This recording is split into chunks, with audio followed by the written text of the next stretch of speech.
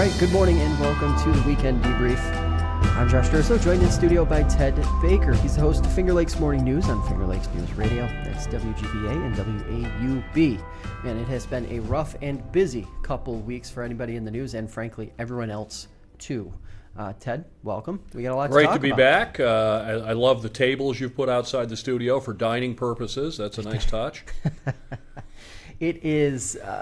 this, and that's the thing that we have been constantly coming back to on this program, and pretty much everyone in New York State in the news business has been really, up until maybe like the last week and a half when the George Floyd killing and the unrest on that side started to really percolate and stay at the surface level.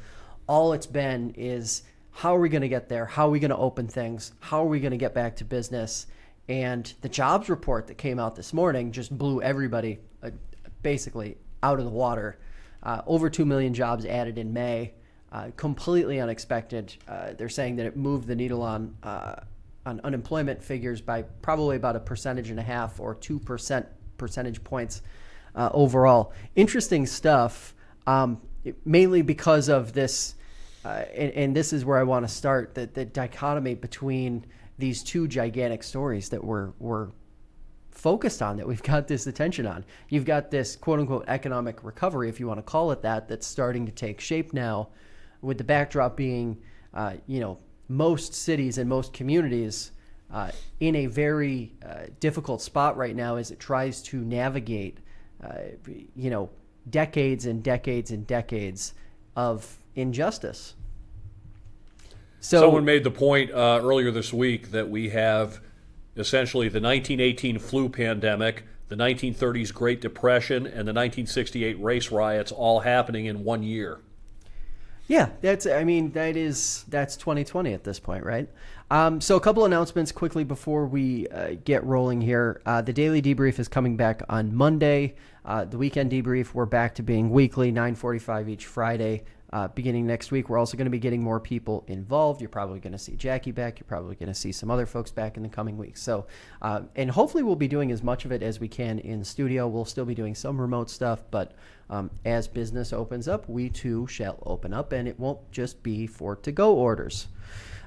So first things first, Ted, your thoughts on what the last week and a half has been like from someone in the news business, someone who's covering the protests, the rallies, obviously the brutal killing that wound up being the centerpiece for this broader movement that we're seeing now. Obviously, Thursday we saw additional charges, upgraded charges for the officers involved in his death. What are your thoughts on sort of the perspective of being a news person covering this, as compared to some of the other instances of police brutality that we have covered, just over the last decade? Well, it's interesting. In one sense, being in the media, it makes everything easy. There's no lack of stories. There's a million different angles on a million different stories every day. But whether you're in the media or just a regular citizen on the street, there's just a sense of overwhelm. It's like sensory overload. The COVID story was enough, and now we have the return of the racial issue. There seems to be a certain sense. I heard someone use the quote this morning that this is the one that will do it. That this time we aren't going to just talk about this for a few days and then let it go. That some change might be affected. I don't know if I quite am ready to believe that, but at least there's that sense. It's interesting you say that, because that has kind of been the debate that I have been having with people close to me over the last basically week to week and a half. It seems to me that we are at this tipping point, but there is still a ton of skepticism, and rightfully so, given the last 70, 80 years of history that we have readily available. My thought, though, is that it's almost as if this story, no matter how badly some people want to insert politics into it, and there are people who have been trying to insert politics into this, and I get that, but as badly as one may try, it's not political. This isn't a matter of you aren't defending cops enough. You aren't defending this group enough. You aren't doing this or doing that. What happened to him and what has been happening for decades now is wrong, and it needs to change. Now, from the newsman standpoint in me, I can't help but be a little bit frustrated at what we've been hearing from elected leaders, even those on the quote-unquote progressive side of this issue. They talk about these things, and I'll use Governor Cuomo as an example. He outlined effectively what sounded earlier this week like a federal presidential platform on how to end systemic racism, particularly with the slant of starting at criminal justice and reform and bubbling out from there. Why is he talking about, and he always talks about how New York State leads. New York State leads.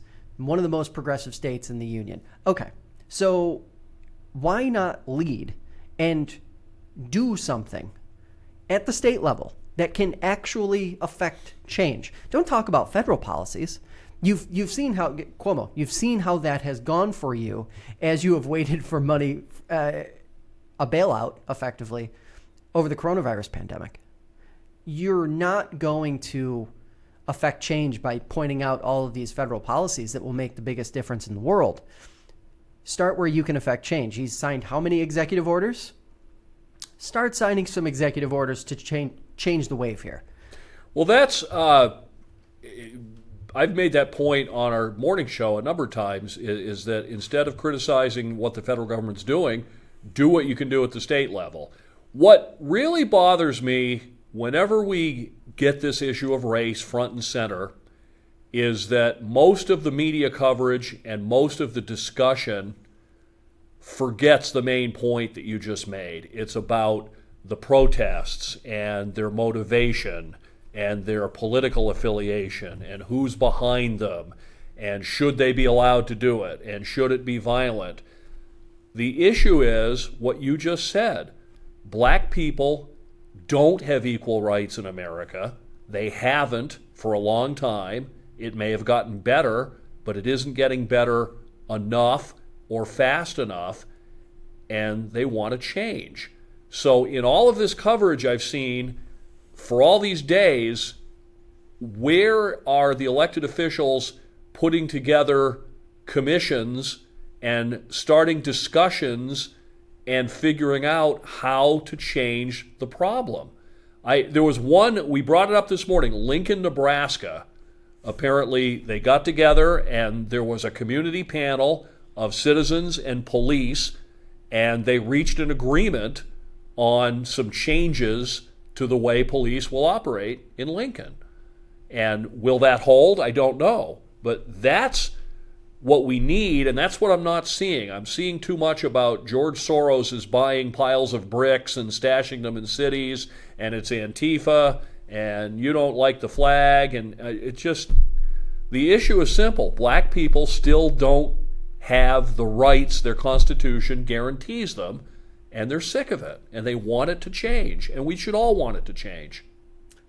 Yeah, it's interesting because the way the news media works right now, or the way the system works, if you're listening or you're watching sort of the national cable networks, places like that, you're going to see the flashpoints. You're going to see the parts of this that are more graphic than a vast majority of them actually are. And a good reflection of that is, throughout the last week and a half, we've covered the various protests that have taken place in the region. There have been at least two that I'm aware of, two, maybe three in Geneva. Canandaigua had one a couple days ago. Auburn had one last week. Very peaceful, huge turnout. The right thing, like the thing that we want to see, the thing that will ultimately, I think, if there's going to be political change, cause the political change, because numbers makes a difference. And the leaders said all the right things. The political leaders, the police in those areas are all saying the right things. So if they'll follow up and do those things, then we've got some progress. I think if you watch CNN or ABC or NBC or whoever, you would get the impression that the majority of protest across the country has been violent. I don't think that's been the case. I think the vast majority of it has not been violent. And that's the other problem that we have to overcome, is the sensationalist instinct of the media. There are people who argue that there's a left bias or a right bias. The bias is toward conflict and sensationalism. Yeah, and my point still is just that, if you look at the local coverage of it, whether you're reading The Citizen, whether you're reading Finger Lakes One, whether you're reading the Finger Lakes Times, whether you're reading a community blog or whatever the case may be, it's been that these events have been good for the movement. And there hasn't been this overwhelming risk of loss of life or property or anything like that. It's just been people turning out for a cause that, frankly, makes complete logical sense. We need to change. And also, period. I think we can all agree that looting is not protest. Looting is just crime. Right. Going into a store and smashing the window and taking stuff out has no place in any kind of protest movement. And I don't think it's indicative of the movement at all. I'm curious. So I've seen this question that I'm about to throw out framed a couple different ways or answered a couple different ways. We've seen officials in different cities where things have gotten uglier blame outside agitators. How does that hit you? Because when I hear it, I can't help but think to myself, it's not about the looting. It's not about the protesting. Like this, everything that's happening right now, whether it's good or bad, is a direct result of systemic racism. Period. Like, it doesn't go any further than that. So, is that part of it, the part where we see officials come out and say, well, it's outside agitators who are causing this, causing that, causing the other, is that problematic too, from a perspective of being able to cover this thing as news media in an objective way? I think what it is an attempt by people who favor the status quo to keep it that way by minimizing the real grievances. Mm-hmm. When you show pictures of looters and say, see, they're not really protesting racial injustice, they just want free TVs.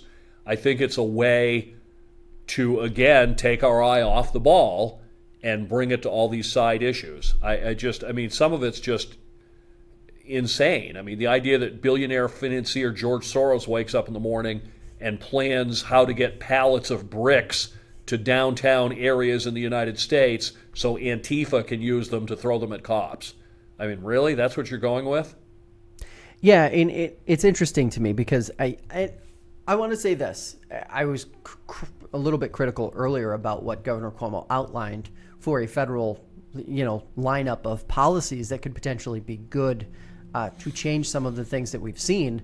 But the truth is that his outline of points were spot on in terms of what will need to happen, because they addressed all of the other systemic issues that have created the problems that we're seeing now.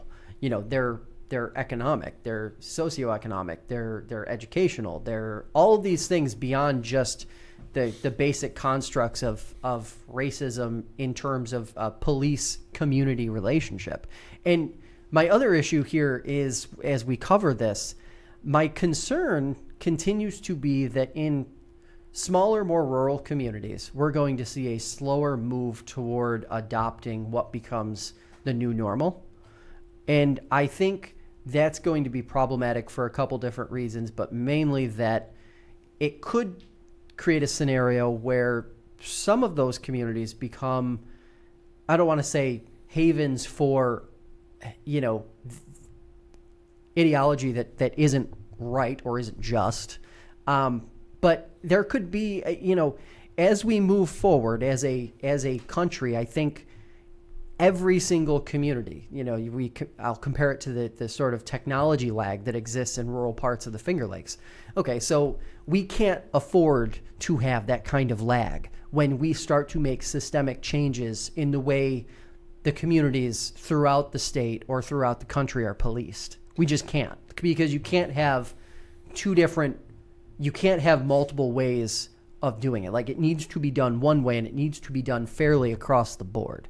Well, I understand what you're saying, and I think it's always been kind of the way things are in our country, is that progressive ideas begin in the bigger cities, and whether it's fashion or art or anything, LGBTQ issues, they tend to start in the highly populated areas and spread out. One point I want to make before we get off of the racial situation in policing is one of the real hopes I have for optimism is we're seeing a lot of things out of police right now that we've never seen before, that I remember, kneeling with protesters and really, I think, acknowledging maybe for the first time that there are bad apples within the system. And I think we're finally able to have the conversation that there are bad apples within the system, but that we're not painting all of them with a bad brush. It's, for years, the argument has been, if you criticize any cop, you're criticizing them all. I think now we're reaching a point where we can criticize the bad ones and still honor the good ones for the difficult job that they have to do. And we need to make that distinction. We saw it again in Buffalo yesterday, where they shove a guy down and the cop that did it's ready to hit him again. He's been suspended. I mean, even in Minneapolis, everyone's, we want justice. It looks like we're going to get justice. The cop that did it is on very serious charges. The 3 that didn't do anything about it have been charged. That's why you never know, because we have a short memory and there's always another issue that we jump onto. All we need is another little COVID outbreak and this will be out of the news again. But there's reason to believe, like that person said, that this case might be the one that affects some real change. It feels like the moment's too large. Like, I'm not sure in my 30 years of life that I can recall a moment where the moment felt as large as this one clearly is. And I just can't imagine a scenario where the system that exists, that we govern our entire lives by, it doesn't adapt, doesn't change.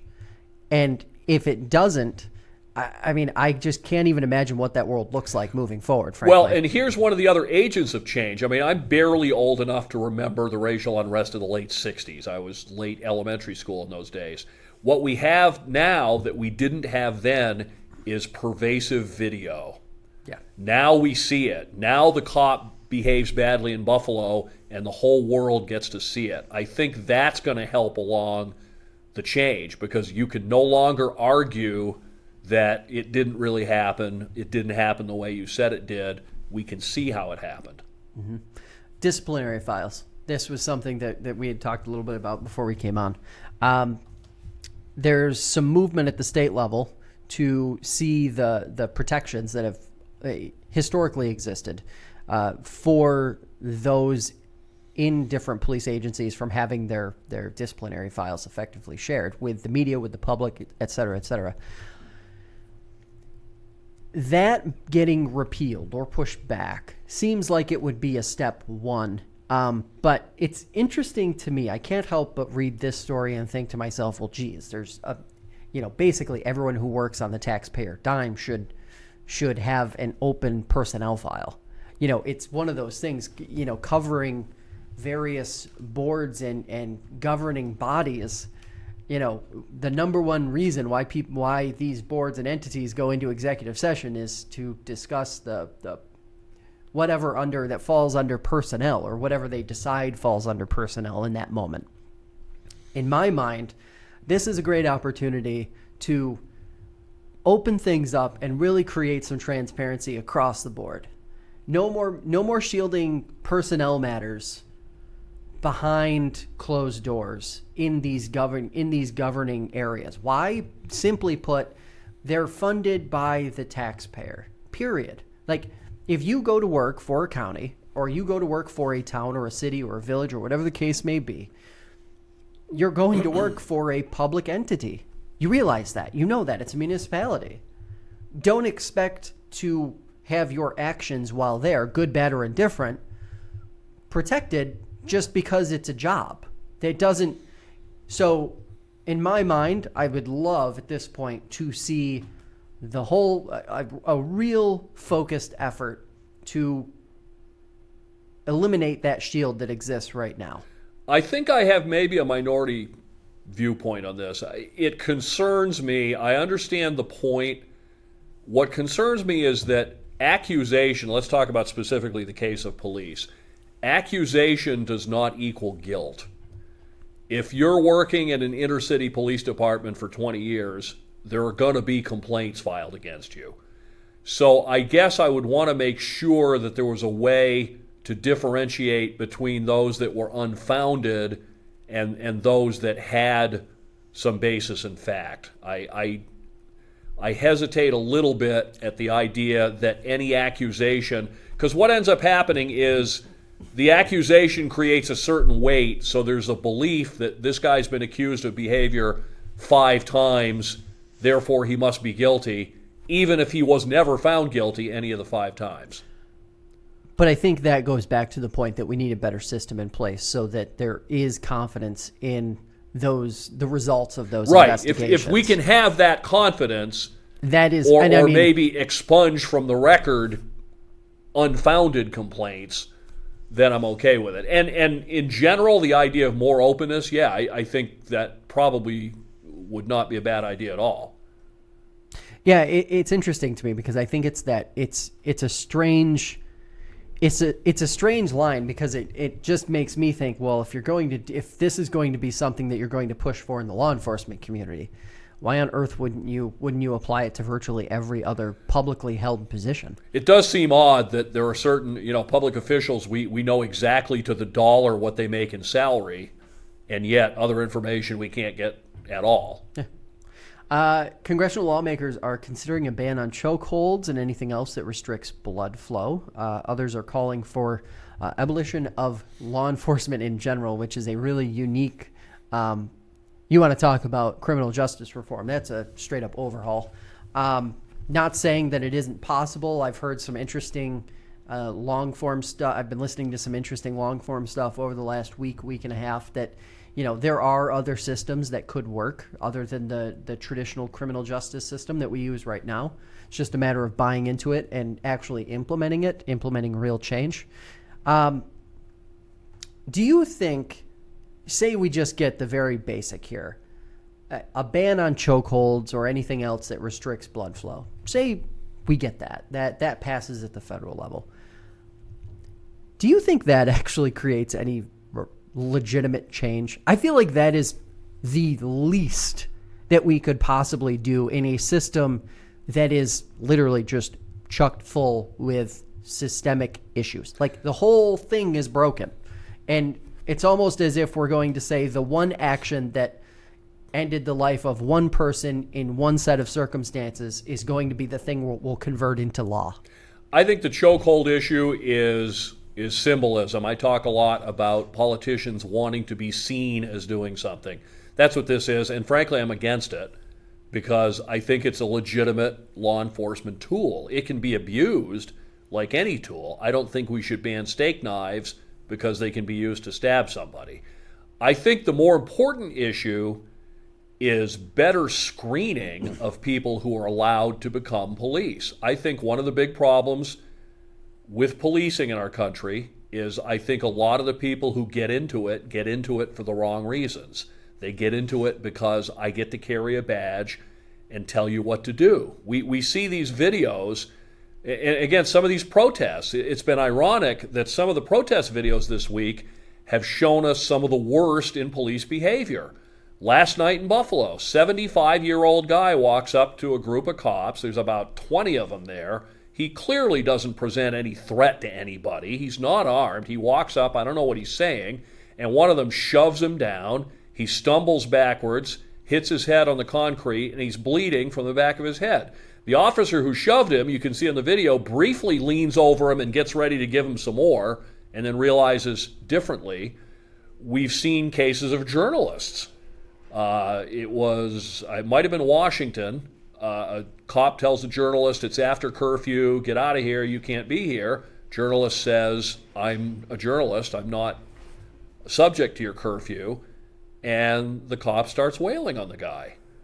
There are too many police who think that they are the law, and that if I ask you to move and you don't move, that gives me the right to start hammering on you with a wooden stick. We got to get those cops out. And I made the point, one of my colleagues on my morning show is a former police officer, and I said, I'd like to see more condemnation on the part of good cops for that bad cop behavior. There's still that tendency to stick together, the thin blue line and all that kind of stuff.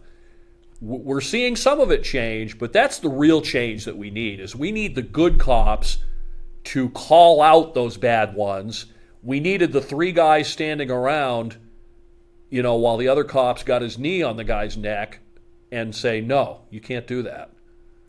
Yeah, it's interesting, and I think it goes back to the point. We're seeing some symbolic moves from law enforcement, but law enforcement will really need to be part of the discussion and part of the solution moving and beyond forward. Just the next week. That's great that you're taking a knee with people. That's great that you're issuing statements of support. Now show us. Now do it.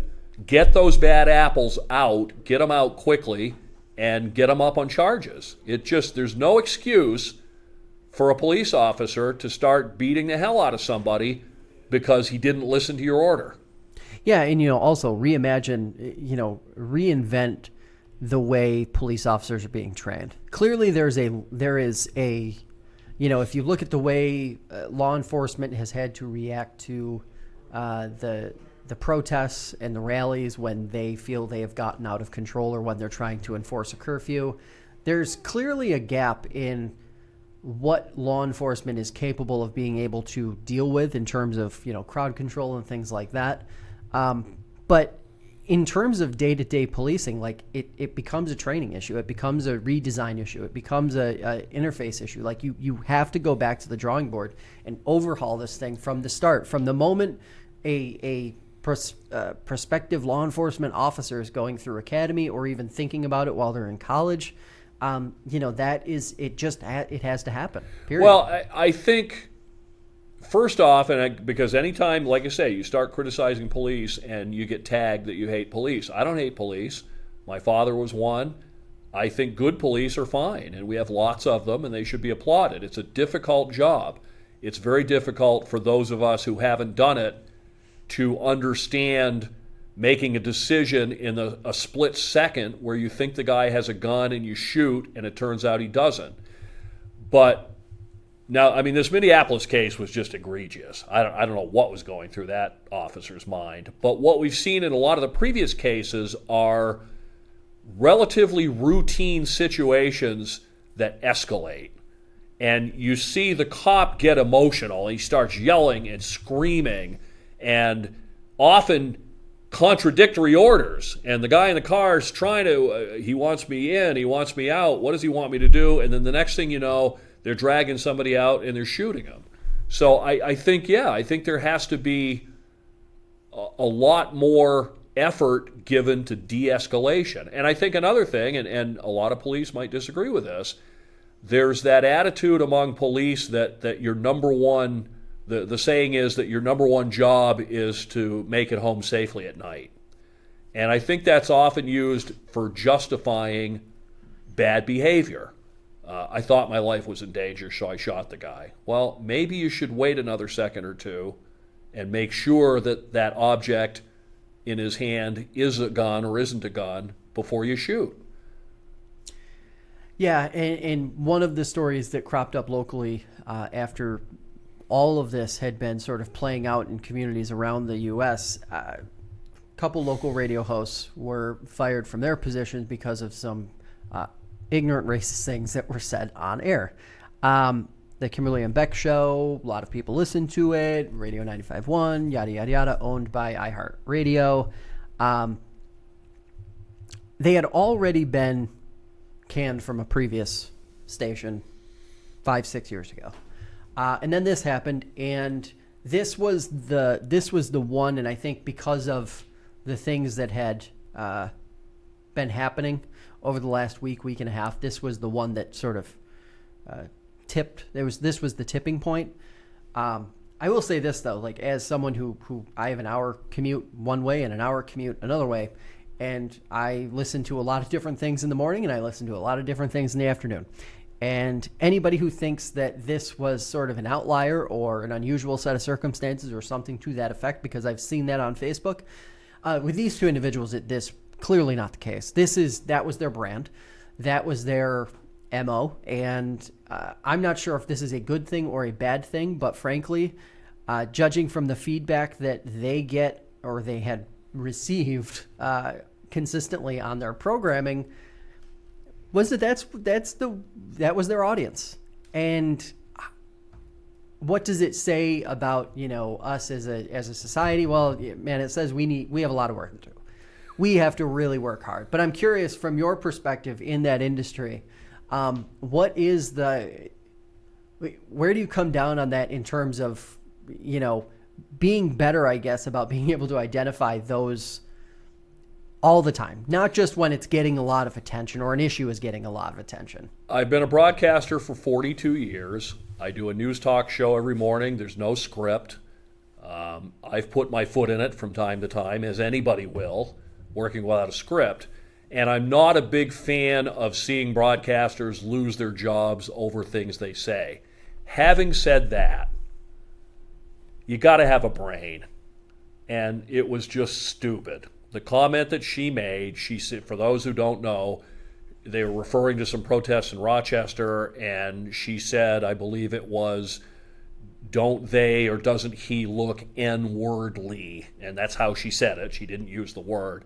But you can't go there. That's just, it's off limits. There are certain things anybody ought to know that are off limits. That was just dumb. And if there's a case where a firing is deserved for something like that, I think this is clearly it. It was just a dumb thing to say. It wasn't a slip of the tongue. It wasn't an opinion in the heat of a discussion. It was just dumb. Yeah, and it's clearly racist. Like there is no in between on this. You look at the brand of the show, and you look at the audience that they're trying to hit, and you take what she says, and whether you want to argue or whether someone wants to argue that it was a slip of tongue, as I've seen pop up a few times on social media, or not, it doesn't change the fact that it's racist. It was deliberate. Yeah, it as wasn't opposed accidental. to here. The other case is, if you remember, Jeremy, I think it's Capel is how you say his last name, the meteorologist. His case was a slip of the tongue. There was no reason to think he had any intent. There was nothing in his past to indicate that he was racist. That was a bad case of a firing. This one was justified, and they'll wind up doing their shtick for somebody else a month or two down the road. And that's where I think, because I've seen that a lot, especially in Rochester Twitter. I've seen that a lot where there's this assumption that they're going to wind up somewhere else. But I don't know, because of the they direction, make money for their employers. They'll wind up somewhere else. I guess follow the money. Yeah. So let's talk about reopening. Businesses starting to reopen here in the Finger Lakes, Central New York, Southern Tier, a few other regions. We are barreling towards phase 3. We're in phase 2. It's interesting because it seems, from my perspective, that by the end of this month, I think we're in phase 4. Honestly, I think we are moving so fast at this point that no matter what the data says, and the statewide data is good, so I think we're going in the right direction in that regard. We're not going to see the governor pump the brakes on reopening at any point. We're just basically clearing these checkpoints, and not much thought really is going into it beyond that. It's also becoming pretty clear at this point that if we are going to see another spike, it probably isn't going to happen until the fall, just because of how many, or I should say, the way the statewide numbers are trending, coupled with the reopening, and 2, the blatant disregard for the benchmarks in certain areas. And when I say certain areas, I mean a vast majority of them. People are getting together with their friends. They're not adhering to 10-person limits on anything. You have portions of the population who think everyone is or a vast majority of people are following the CDC recommendations and everything like that. But I hate to be the bearer of bad news here and say that, it just isn't being adhered to, and it isn't being enforced. There's no enforcement happening here. So all that being said, where do you sort of grade where we are now versus where you think we're going to be in, say, a week and a half, 2 weeks? Well, when you look at the numbers, and first off, we have to keep in mind when we look at the numbers that the amount of testing has gone up tremendously since even a month or so ago. The numbers in a state of 19.5 million people, when 50 of something happened yesterday, in this case COVID deaths, I mean, that's essentially zero. I don't minimize anybody's death, but I mean, so 50 people died of COVID. Probably 50 people died in car crashes in New York yesterday. New York City, the epicenter, had 0 deaths for the first time. For all intents and purposes, this outbreak is over in New York State, and particularly so here in the Finger Lakes. And when I say Finger Lakes, I don't use the state's definition of including Monroe County. When I talk about the 5 stations that our morning show, the 5 counties our morning show covers, Wayne, Ontario, Yates, Seneca, Cayuga, there were almost no cases outside of nursing homes in any of those counties. So we flattened the curve. And the other thing is to keep in mind, a lot of predictions were that when we began any sort of reopening, numbers would spike back up. It hasn't been the case. So it seems to me logic dictates at a certain point we understand that this thing is mostly over. And, we keep talking about a second wave, but isn't that just what we call flu season again? I mean, it's this virus, like most viruses of its type, begins in the fall, peaks in the winter, and goes away in the spring. I think when historians study this, they're going to find that the high death toll has been as much because of the way we reacted than in spite of it. I really think we've made a lot of wrong decisions with this that led to that toll going up. Yeah, it's interesting. So when we look toward the fall, Hobart and William Smith colleges say they're reopening. They're going to have a quote-unquote normal semester. School budget votes are coming up here within basically like a week or so. These budget votes are based on imaginary numbers. 4 days. Yeah, imaginary. Yeah, right. Imaginary numbers that were given out in early April based on March projections, and it's interesting because we talked about it on your show this morning. I'm a little bit flabbergasted at the short-sightedness of pretty much everything in this area, right? Like, school administrators seem to be cognizant of the fact that they know there's going to be a budget shortfall, but they aren't at all forecasting for anything less than what they had been promised pre-COVID. And all of the evidence suggests that there is going to be a significant shortfall, not a shortfall, a significant shortfall. So is that just going to nullify these budgets that come July, when we realize that, the federal government isn't going to give New York State and other states who are facing a deficit the billions of dollars that they need to equalize things, are we going to realize that the budget everybody voted on at that point was a complete sham and totally pointless? Like, is that going to be the moment? I hope we don't have to wait that long to recognize it. I recognize it now. I mean, so what does that mean? Like, does that mean everyone should vote no on their school budget? Well, and see, here's the problem. We always talk about how this whole COVID outbreak has laid bare all these problems with society or questions, and one is education. And the way our school budget process is set up, and by design, is that if you vote down a budget, you're left with a contingency budget that is so bad for education and so bare bones that no one dares vote down school budgets. That's why school budgets pass at a 98 or 99% rate, because the alternative is so bad the entire system is biased in favor of voting yes. I would have loved to have seen one school board somewhere as a protest refuse to do a budget and say, we can't do a budget. A budget's a spending plan. How do I make a spending plan when I don't know and you don't know and nobody knows? Never mind what revenues are coming in. We don't know what school will be in the first week of September in New York. Will it be in person as always? It doesn't look like it. Will it be split shifts with half a classroom in the morning and another half a classroom in the afternoon? Will it be some sort of hybrid of in-person and distance online learning? We don't even know that. So it's a completely sham process, and we're all supposed to nod our heads and pretend that it's normal. And no, it isn't. Yeah, that part to me is the most interesting because there is this. I just can't wrap my mind around the fact that there's this overwhelming acceptance that the money isn't there, that we don't know what the fall is going to look like.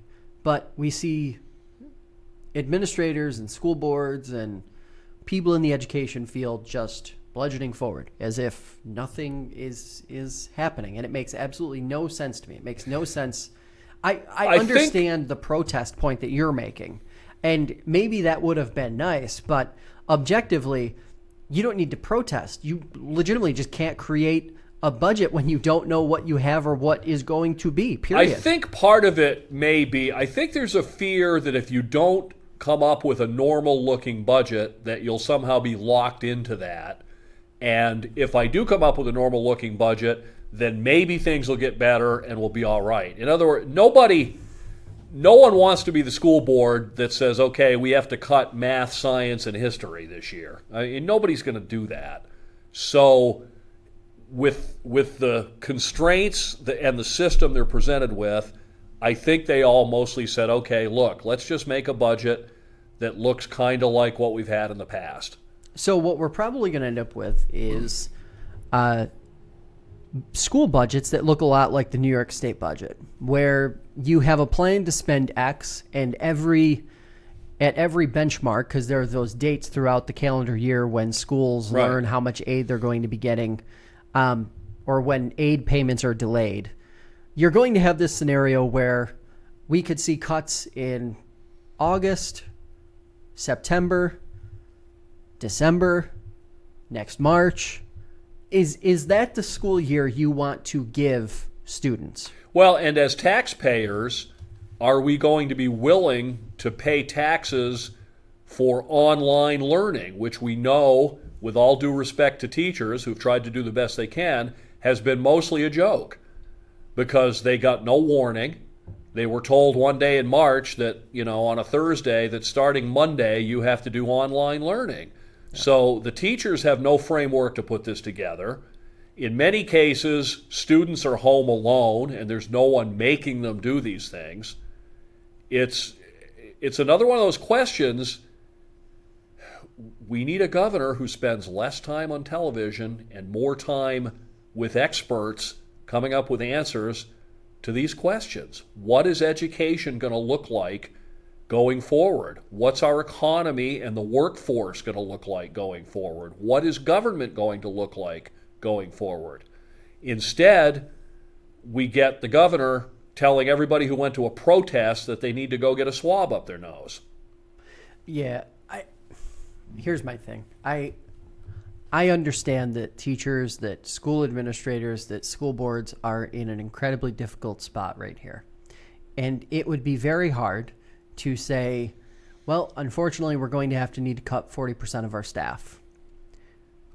But I would much rather do that tomorrow than cut 15% in September, another 20% in December, and then another 30% in March of next year to get to that number.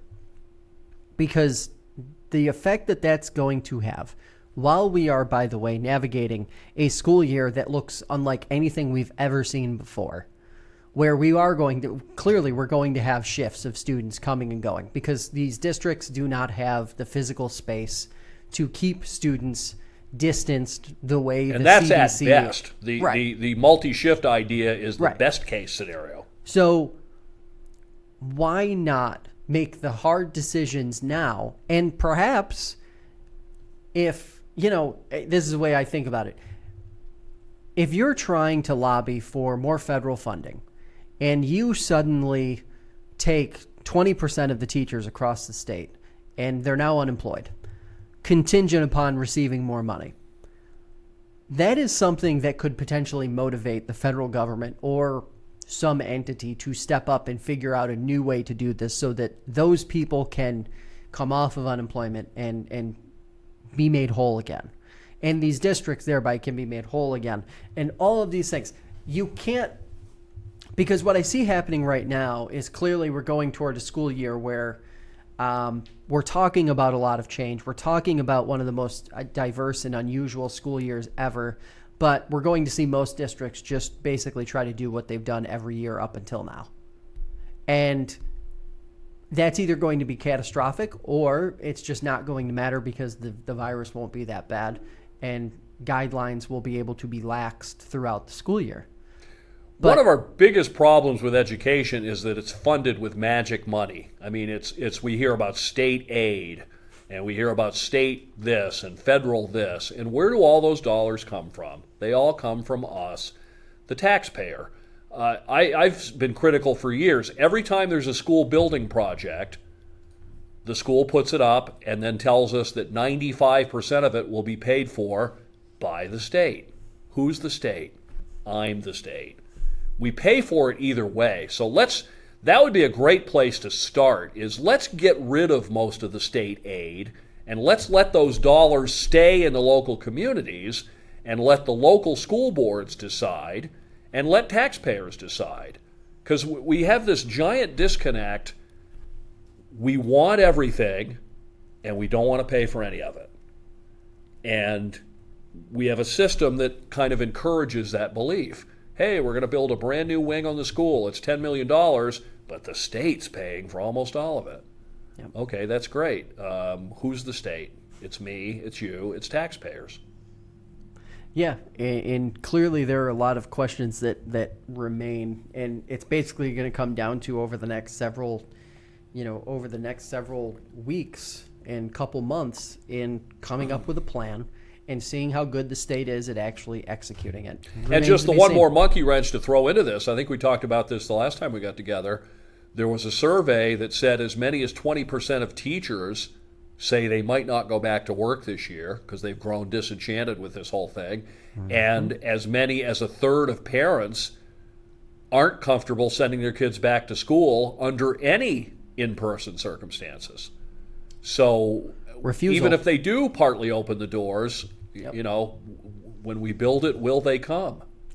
We will see. And where can folks listen to you Monday through Friday? I'm on the Finger Lakes Morning News on Finger Lakes News Radio. If you're listening in Geneva, that's 95.9 and 1240 WGVA. If you're listening in Auburn, it's 98.1 and 1590 WAUB. Thanks for watching or listening. The show is available on Spotify and Apple Podcasts, as well as YouTube. Visit www.fingerlakes1.com/debrief to check out archived episodes or to leave us a message. For my guests in studio and the rest of the FL1 News team, have a great weekend, and we'll catch you next time.